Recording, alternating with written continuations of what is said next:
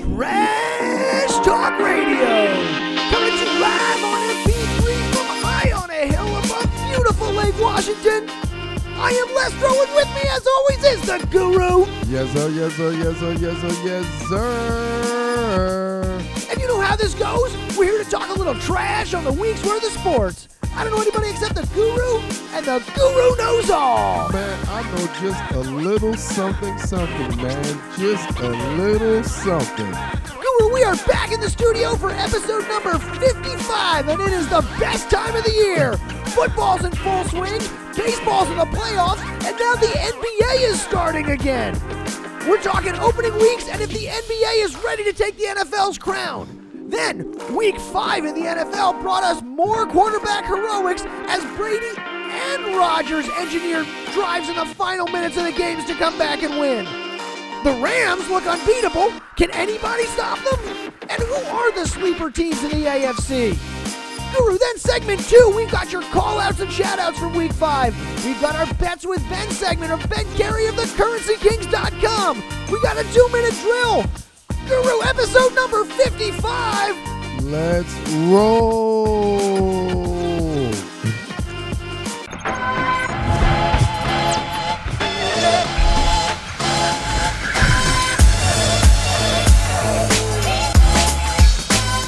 Lestro, man, it sounds like oh, man. It is good to be back, man. Out of whack, coming from the Blazer world, man. I know, man. I was down in Portland last week. It is good to be back. I am thrilled to be back here. I was down in Portland last week, but how you doing, man? Man, I am living the dream. Don't you pinch me, man. Don't you pinch me. I see you're wearing the Huskers colors this show. Yeah, just still representing. I know it might be a foreshadowing because when the Guru wear the GBR, and you know about my Husker Nation know about that. We're gonna get off the shrine that 0-6, you know, because I'm not betting with my heart on my Huskers, because I think I'm gonna be betting with Ben with my Huskers, man. We'll see who Ben picks in that game. I know he's gonna pick that one for you, but it's good to see you. I was down in Portland last week, and as we said, that's why there was no video show last week, and it sounded a little wonky if you heard it. I was down in Portland on a business trip. While I was down there, I got to see the Trailblazers, though, man. As we're going to talk some NBA, I got to see an NBA game. It's been a while for me on that one. It was only preseason, so there was no CJ. Yeah, don't say, because the time when they hear this, the Blazers will play the Lakers. So like, oh man, yeah, Lester want to go see the Lakers. No, it was totally preseason. It was the last preseason game. It was the Phoenix Suns and the Portland Trailblazers. Oh, so the game nobody cared about. Nobody cared. Free tickets, they were passing in the street. They were $6. Dame didn't start and CJ didn't start. We walked in and we were like, all right, let's just take our beers and sit here. And that was it, man. We stayed there for the game. You know, I had one of my boys with me. He was a Knicks fan. So he was yelling, Dame, come to New York the whole game. So that, and he was my favorite thing about this is shout out to Marcu. He was his heckles always started or ended with "sir," which I thought was great. Sir, you can't do that. Sir, you know what? Sir, that's illegal. Shout out to the Sir hecklers, man. Right, you gotta love it. What'd you do this week? Anything good? Yeah, man. It's the 5th week of Christmas on the 18th week of enjoyment for me. I love this time of year, Guru. I mean, there's something in the air. It's crisp. The leaves are changing, and all the best sports are going. We've got NFL Week 5. Baseball playoffs are in full swing here. I know you don't care, but we got full swing baseball. Really good. Once again, there's an NLCS game going on right now. In fact, see, I just the art of a bat hitting a ball kind of make me scratch a little bit. Fantastic. And then the NBA starts up. Oh, speaking of starts up, I got to mention one more thing about this Trailblazers game that I went to. They have the most ridiculous intro I've ever seen. And you know how like the NBA gets all those huge intros for their teams with the music and the lights and they get it up on the screen? Portland does that, man. They got a song that is just pumping. Let me see if I can play it. I pulled it up. This is the song that they pump. You know, like it's got a hard beat. Gets into it. Dude, all right. I'm kind of pumped. All right. Now, the video they show is like guys working on motorcycles and dogs catching snowballs and like people on rock climbing walls. And so what are you trying to say? The one graffitied building in Portland. And it's so like this weird juxtaposition of like this hard pump up beat and like a guy working on a motorcycle in the video, and then they call in the team and the place goes nuts, and people that. So, Portland goes hard. Hey, for all my Portland folks, I Portland don't know what this guy's league. talking about. All my Oregonians. My Oregonians. So, Guru, the NBA is starting up this week, as we mentioned here. And the first game of the season did not go particularly well for my 76ers as they got trounced by the Celtics. The other game on opening night, it was a little bit expected. The other game on opening night was the Warriors beat the Westbrook-less Thunder. Again, not unexpected. It was a much closer game than the other one. But we were talking before we went on the air here about the NBA sort of like the kickoff week here. It's this big week in the NBA. They got some great matchups to open the season and everything. But you were saying it doesn't seem to you anything like football. No, it's just, I don't know. It's just me sometimes. I think NFL kickoff, like they make that such a major spectacle. It's like it's like they lead you to kickoff. They basically get you from the combine, right? Oh, yeah, we're going to draft these guys, and then they give you to free agency. Oh, my God, new guys. And then the NFL draft. You're like, oh, shoot, we're going to get new pieces to my team, And then they got preseason. You're like, oh, okay, let me see how these new pieces work. And then finally, boom, it's kickoff. So I feel like they give you like a roller coaster model kind of, and you get kind of geared up. NBA, I don't see that. Other sports, maybe they do, and it's just the Guru speaking because I pay more focus on football, but I really don't see that in the mainstream media the way it is. I mean, we see the NBA draft, but do we really see the combine like that? I know the NBA is doing a little bit more, but in you major see the leagues, NBA and stuff. You get the not really the combine so much, but you get a lot of the trading days before the draft. Big deal. There's the draft. There's the summer league in the NBA, which is like the rookies and the kids who play. Picking up. Yeah, I mean that's recent pickup. They do 4 preseason games, and as we saw at the Portland game this week, that no one cares about the last one. So they do 3 preseason games, and then it's this opening week, and I'm excited about the opening week, but I gotta kind of agree with you. There's no major hype for it. Like you gotta be sort of in NBA minded to be hyped for it. Whereas, man, it's football kickoff weekend. There's sales in the stores for it. It's practically a holiday. It is. It's like kickoff Sunday. It's like it starts Thursday now. Yeah, but it's like I mean, that's just the tease. That's the even more hype the hype is, because I love how they feed us that, because what's make it different, I think other sports could look into that. You always see the matchup now. It's always the Super Bowl rematch. To just even get you more high. So the last game we watched in football is the first game we're going to watch that same season. So that emotion we had, like, oh, man, this team won this, we still get to go through that hype. And then guess what? It's Sunday now for everyone. So it's like the team who the last game we saw in the Super Bowl, now that fan base now gets to be super hype because like, yeah, I can't wait till we get the rematch. We're going to beat you guys again. And the other fan base is like, it's our ring ceremony. So all that makes it such a extravagance. That's just making it spectacular. NBA weekend. I mean, what is it? Opening night. Opening week. They got 2 games tonight. They got like 2 games tomorrow. LeBron plays in Portland on the 16th. That what matters tomorrow. Yeah, so it spaces out as it goes. But you're right. It was no big. I think baseball does it opening day. I think it's great. There's usually a game the night before, and then opening day in baseball is an event, man. Yeah, you go to, they got all the flags out. They announce the teams and everything. It's usually a day game. You should take the day. It's the high holy days, man. Take the day off of work and go to the ball game. And the Major League Baseball is basically, that's how that started. See, they love the opening day. They started that. I think the NFL took that kind of model. And I can see the NBA seeing that and taking that type of model, because I guess the NBA is also different, because just to add on to this, we want to make sure the NFL is America king. It is king of America. Well, that's the next question. It's America's game. Yeah, is that the difference here? Yes. Is the NBA ready to take over the NFL's crown? Because I hear a lot of chatter. I mean, like, the NBA seems to set the sort of tone, if you will. Like, it's the more famous athletes, the shooters, the trends. Yeah, it's trends. They're cultured. It's kind of similar. They're just more cultured. They're hip. They're cool. They're the cool kids.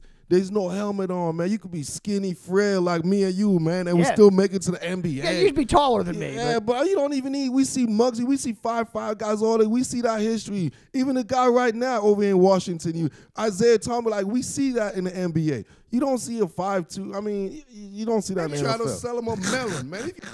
IT. But I'm just saying the NBA is like you have a better shot in a sense, you know. I don't think the NBA is an international game. Mm-hmm. It's a global game. Yeah. The NFL is America's game. And I think the NFL stigma, and they name that, it is America's game. I think that's true. And I think it's also NFL Sundays are an event because there's so few of them. And so they dominate. It's one of the ways they dominate in the ratings is there's scarcity. Yeah, exactly. They cut back. Was it 18 weeks? Everybody's got 2 byes, so it's only these 18 weeks and the playoffs in football. NBA's 82 games for a season. Now I love that. I love that grind because I'm a baseball fan, so I'm always watching. I love watching the whole thing. So I love the grind of the NBA. But I think you're right. I don't think it's ready to take over the full crown yet. It does dominate the culture, though. There's in a way that football doesn't. NBA is by far the cool kids. By far the cool kids. It's the hip thing to do, man. You know, NBA is liberal. You know, it's the players' league. It's a liberal organization. It's an association. I'm sorry. You know, right. It's an association. It's more liberal. You know, they're more forward thinkers. They're more advanced thinkers. And the NFL is more conservative.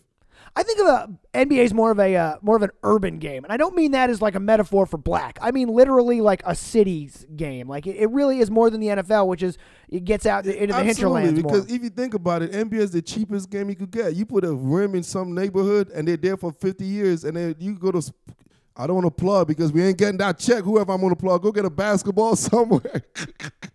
Dick's, baby. I'm telling you, better send that check. Right, Dick's, hometown team. I like it. Exactly. You know, you go to Dick's and get the NBA basketball. Boom, guess what?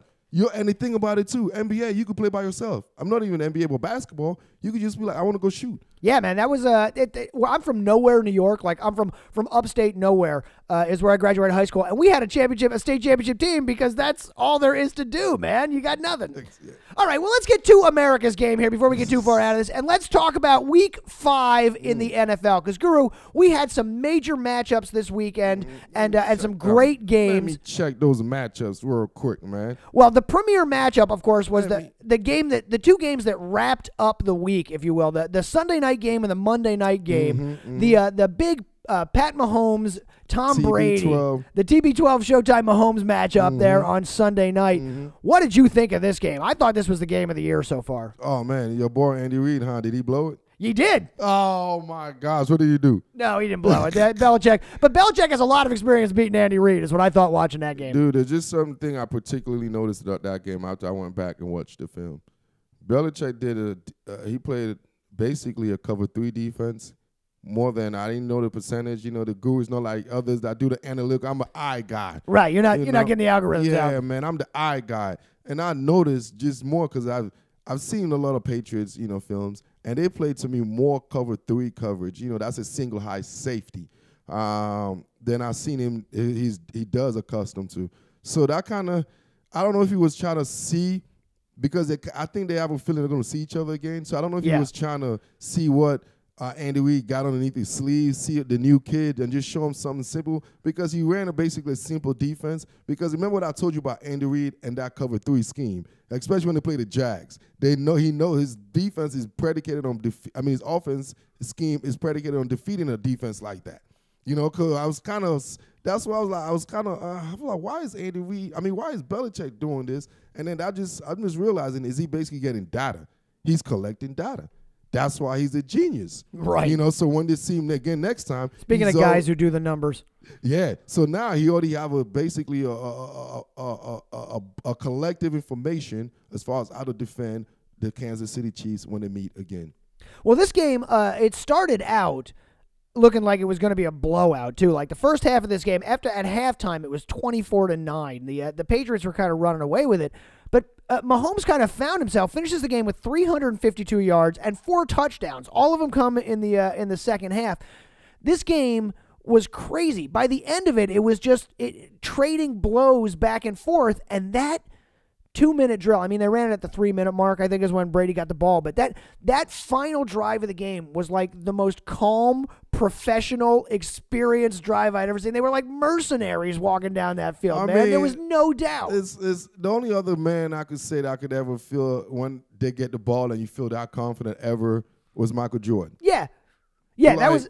we all know as soon as the Chiefs scored, we're like, oh, it's too much time. That too much time. They gave Brady 3 minutes. Yeah, everybody knew like the Guru's not gonna sit here and be like, oh, I'm doing. No, we all knew it. And they had no timeouts. It's been 20 years. We didn't care that time. That's the least of our worries. If you're a Chiefs fan, you need that time. This is Andy Reid. The funny thing is, the crazy thing is, most of the Chiefs guys already watched Brady doing this because Brady's that old, and so they kind of expected it as well. They were like, oh man. They looked at the clock. Oh, man. Well, yeah, but that allowed them to run down the clock as he did it. Andy Reid, if he saves those timeouts, Andy Reid will find a way. I keep telling you this, those man. Those timeouts weren't going to do nothing. Brady and them were still going to move the ball and get the first down. In this case, I think that was probably true. But if you had the timeouts, then you could have at least made a run at this. You're reaching, man. It's like, you know what it is? It's like you're in the showers and you can't get that spot because your arm is too low. You're reaching. I'm not reaching. You need timeouts. You're in the shower reaching, man. Don't hurt yourself. All right, so then Monday night, we had another great comeback where your favorite player, Aaron Rodgers, the $100 million man, they gave him the ball back with a little too much time on the clock, and he brought his team back to tie, and then with a minute left, they got a pick off C.J. Beathard. It's actually Beathard, and I should say it right because he did a very good game this week, generally speaking. No, he didn't. He had a decent game. Hey, man. Hey, this is what I got to say. I know it's Aaron Rodgers. Aaron Rodgers, he's your guy. Hey, every post I see, the whole social media was like, oh my God, like I could sit here and heard the whole world just going, Aaron Rodgers did Aaron Rodgers thing. You know what? I just sat there and I'm like, really?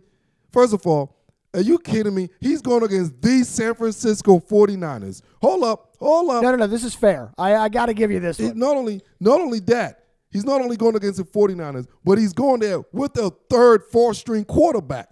You know, so you telling me Aaron Rodgers in primetime, Monday Night Football in Lambeau Field was down versus a third string and some other team won't even make the roster in the other team's player, and now he did something miraculous? You saw what Brady did to Blake Bortles at home? You saw the difference what an elite quarterback do to a quarterback that you're supposed to kill in your home on primetime? You know, there's something to be said for that. The 49ers should never have been that close, man. It should have never been no merit. You know what it should have been? It should have been like, oh, man, look at this guy. He destroyed him. His helmet is off. Now let's talk he's laughing in the stand. Right. The famous laughing like, ha, ha, ha. Should have been the end of the game. He should have been relaxed. Exactly. Should have been no problems. And I'm like, I'm not impressed. He defeated a team that was a top 5 draft pick last year that will probably end up being in a top 5 draft pick again at home. That's not the impressive thing. The impressive thing was the way they executed it. It was like they were saving it to the end to come in and bring it in, and then the pick to go down for the kick. I know you're not. All right, so let's move back here and get off this game, and I want to talk about the Rams, because you were telling me that this team looks unbeatable to you, and you know what? They are still the only unbeaten team in the NFL. Who can stop them and how? The schedule is going to get a little bit more intense. I think they got this. I want to say they got Green Bay and New Orleans coming up the next couple games. So, you pulling up the schedule? I'm looking now. Yeah. Yeah. I want to say they have definitely some tests coming up. Right. They definitely have some tests coming up. So, we're going to see what they're made out of, because they have this week off, actually. Yeah, this week off. Right. I'm talking about the next week. Okay, the next week. Now I know where to look, because that's part of the issue. Yeah. It looks like they are. I can't even find them. Oh man, yeah. Look, bad at this. We should have planned this out. No, I know exactly. They're playing the Packers. Exactly. They're playing the Packers in Week 8 at home, and then in Week 9 they are playing at New Orleans. Yeah. So like I said, those two games is we're gonna see where they're at. So I'm interested to see that, but they're juggernaut now. That offense looks like it can do anything it wants. I could see some flaws. Obviously, Denver played a very, very tough game. If Denver was worth a dime, if Denver had a quarterback, maybe Maybe a guy they should have backed a truck up to. If Denver had a GM that's not taking a fall for a situation, but we'll speak on that later. Call out. But, you know, the Rams, I see them. Man, get the heck out of here. They're going to be fighting for the first seed. I could see that. The Seahawks look like they're going to be a formidable opponent, at least, for what it looks like. But Seahawks got a I don't consider big them win I don't over the consider Raiders. them a juggernaut, dude. I really don't. They look good right now, but I think my guy over there in purple and gold, your cousin, my favorite cousin. I think they're reaching the second win. Mm-hmm. I think they're getting their second win. We're seeing that, and the schedule is easing up a little bit, so they're going to stack wins. So I'm interested to see that. Vikings won a game they were supposed to win this weekend, beating the Cardinals. You got to beat teams like that, and they did. Exactly. Did you see any last-minute heroics? No, you didn't have to. Not last minute, but Aaron Rodgers made it so dramatic. Adam Thielen has been, again, catching balls like crazy from Kirk Cousins. Kirk Cousins is making him look like a genius is what's happening out there. Kirk Cousins is lighting it up. Didn't I say he's going to have a better out? No, he's lighting it up. So, Guru, let's move over to the other side and talk about the AFC here, which is again, top-heavy. We know we're probably going to see the Chiefs and the Patriots again. But you were talking some sleepers on the AFC side. Who do you like are your sleepers? Oh, man. You know, I still like my Chargers. Right. I love my Chargers. Now, I think everybody's they're trying to jump starting to on impress. the bandwagon. That's exactly the case. So I let that go because everybody's jumping on that. They are my Super Bowl pick, you know, obviously. And have been. But another team I'm really looking at that's really coming, man. And the guys, no one might like this, but I call him playoff Joe Flacco. Oh, the guy you don't want to see in the playoff is Joe Flacco. Joe Flacco is the Rajon Rondo of football. That's what he does. Once he's in the playoff, it's become playoff Joe. Joe Flacco is the Rajon Rondo of football. Playoffs? That is brilliant. So what I'm saying, the Baltimore Ravens, obviously, they have it stacked up. That defense is looking dominant. I love the two guys out there in the safeties, man, Eric Weddle and Tony Jefferson. They just shore up that back. And obviously the old man T. Sizzle is still doing it. C.J. Mosley at the middle linebacker spot. I love it. They're gelling together, man. It's beautiful. And they're just doing it ugly and grinding with Alex Collins and Bucky Jones over there. They're just killing it. I love their mindset. And like I said, Joe Cool, playoff Joe, he's dangerous. And he's the antidote because they always give Tom Brady a problem, man. Playoff Joe give Brady a problem. So Rajon Flacco aside, because he actually did not have that great a game. He had 238 yards, a touchdown, and an interception. Collins had 2 TDs, but he only ran for 54 yards. Is this enough? Is this like a classic Ravens kind of team? Are they able to do it? Because their defense killed Mariota this weekend. Absolutely. This is how you how do you think you beat a 41-year-old man? It's anyway. Trust me. What do you do? It's not tough. You ugly, right? It's you mollywop him. You know? You want to make sure you get in a cage fight with this. That's what you want to do, man. You don't want to give him. You suffocate him. You suffocating. That's what the Ravens have. They have a suffocating defense. That defense, my favorite stat almost ever is Mariota dropped back 26 times. 26 times he dropped back. They sacked him 11 of those times. Suffocation. He went 10 for 15. He got sacked 11 times in 26 dropbacks. And he's still dude. Mariota, he's probably still getting sacked right now, man. Right, he's still in the turf. They still haven't found him. Oh, don't say every time he goes to bed now, you think about Ravens. That's it. Don't say Ravens. Okay. Oh, my God. Oh, God. Never more. All right, Guru, with that, let's take a quick break. We will come back with segment 2. We're going to do your call-outs and your shout-outs. Come on, man. Yes, boy. Yes, boy. From week 5 in the NFL, we got our Bets with Ben segment with Ben Carey of thecurrencykings.com. We're going to do a little 2-minute drill, and then we'll get on out of here, all right? Yes, sir. Yes, sir. Yes, sir. Trash Talk Radio. TTR.